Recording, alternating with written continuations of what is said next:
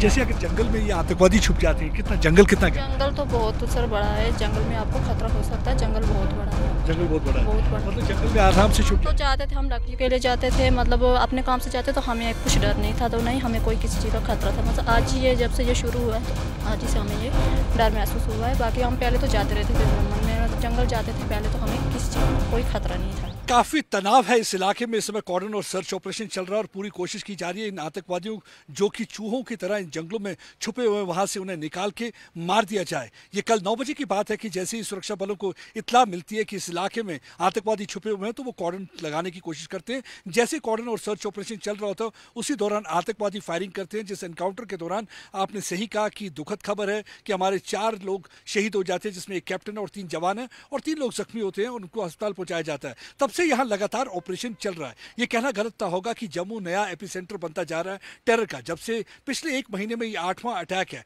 हमने देखा ये सिलसिला उस समय शुरू हुआ था जब प्रधानमंत्री शपथ ग्रहण समारोह के लिए जा रहे थे। उस समय एक यात्रियों की गाड़ी को टारगेट किया गया था जिसमें 9 के करीब वैष्णो देवी की यात्री जो शिवखोड़ी से आ रहे थे मारे गए थे और 33 के करीब जख्मी हुए थे। उसके बाद बैक टू बैक अटैक हमने देखा। हीरानगर छतरगला इलाका हो, गंदों का इलाका, और कुछ दिन पहले कठुआ में एक बार फिर से आर्मी कॉन्वॉय को टारगेट किया जिसमें हमारे 5 जवान शहीद हुए। देखिए वजह उनकी ये है कि एक तो वो तासुरात और इंप्रेशन देने की ये कोशिश कर रहे हैं कि यहाँ पे हालात ठीक नहीं है, अनुच्छेद 370 के बाद कश्मीर की बात छोड़िए, जम्मू भी सेफ नहीं है। और दूसरी बात यह कि पाकिस्तान को काफी बौखलाहट है क्योंकि उन्होंने देखा कि हाल ही में जो लोकसभा के चुनाव हुए उसमें किस तरीके से बम्पर टर्नआउट रहा। यानी कि 40 वर्ष में पहली बार एक इतिहास रचा गया। 60% के करीब लोग अनंतनाग के इलाके और बारामूला के इलाके में वोट डालने के लिए आए। अब एक बार फिर से जब सरकार असेंबली चुनाव की तैयारी कर रही है तो ये लगातार कोशिश करें कि एक डर का माहौल पैदा को क्यों। दीपिका मैं आपको दिखाता हूँ ये इलाका, आप देखिए बड़ा ही घना जंगल का इलाका है। या अगर इस टेरेन की बात करें तो आप देखिए ये टेरेन बहुत ही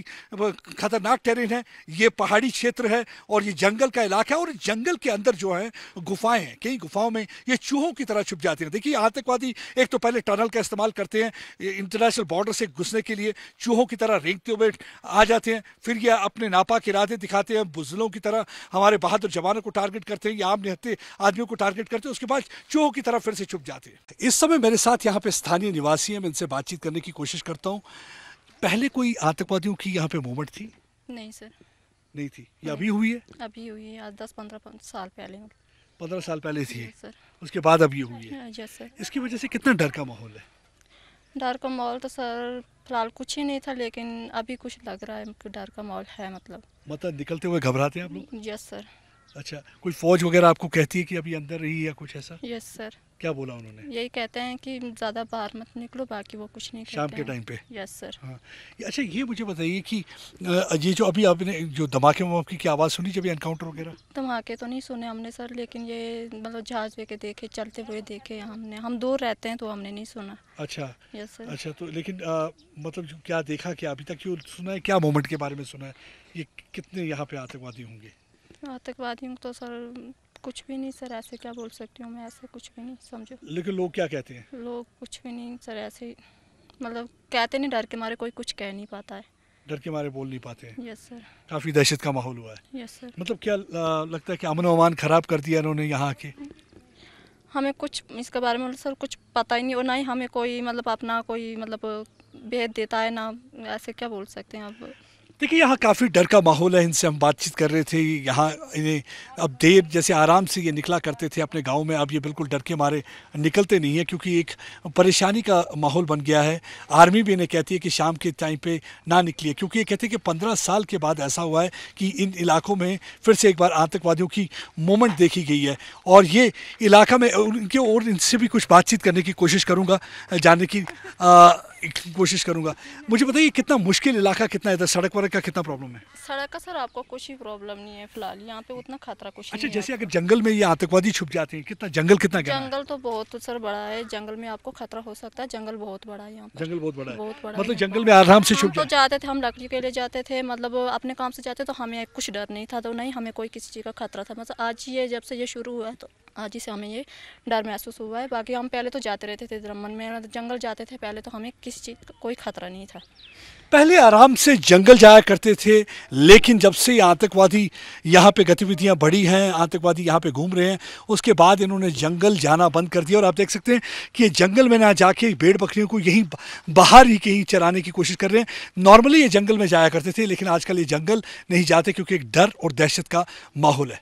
अमित भारद्वाज के साथ प्रदीप दत्ता, टाइम्स नेटवर्क के लिए। काफी तनाव है इस इलाके में, इस समय कॉर्डन और सर्च ऑपरेशन चल रहा है और पूरी कोशिश की जा रही है इन आतंकवादियों जो कि चूहों की तरह इन जंगलों में छुपे हुए वहां से उन्हें निकाल के मार दिया जाए। ये कल 9 बजे की बात है कि जैसे ही सुरक्षा बलों को इत्तला मिलती है कि इस इलाके में आतंकवादी छुपे हुए हैं, तो वो कॉर्डन लगाने की कोशिश करते हैं। जैसे कॉर्डन और सर्च ऑपरेशन चल रहा होता है, उसी दौरान आतंकवादी फायरिंग करते हैं। जिस एनकाउंटर के दौरान आपने सही कहा कि दुखद खबर है कि हमारे 4 लोग शहीद हो जाते हैं, जिसमें एक कैप्टन और 3 जवान हैं और 3 लोग जख्मी होते हैं और उनको अस्पताल पहुंचाया जाता है। तब से यहाँ लगातार ऑपरेशन चल रहा है। ये कहना गलत होगा कि जम्मू नया एपिसेंटर बनता जा रहा है टेरर का। जब से पिछले 1 महीने में ये 8वां अटैक है। हमने देखा ये सिलसिला उस समय शुरू हुआ था जब प्रधानमंत्री शपथ ग्रहण समारोह के लिए जा रहे थे। उस समय एक यात्रियों की गाड़ी को टारगेट किया गया था, जिसमें 9 के करीब वैष्णो देवी के यात्री जो शिवखोड़ी से आ रहे थे मारे गए थे और 33 के करीब जख्मी हुए थे। उसके बाद बैक टू बैक अटैक हमने देखा, हीरानगर छतरगला इलाका हो, गंदो का इलाका, और कुछ दिन पहले कठुआ में एक बार फिर से आर्मी कॉन्वॉय को टारगेट किया, जिसमें हमारे 5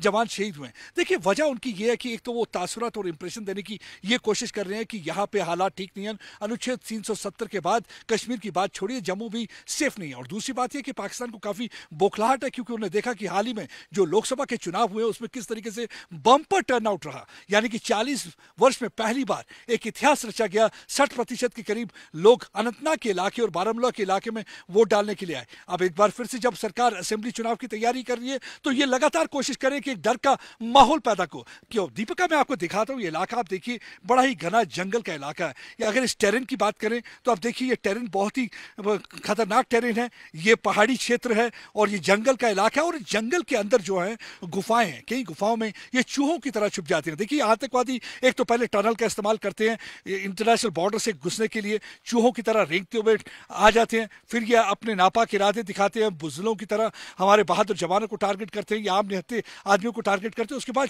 चूहों की तरह फिर से छुप जाते हैं।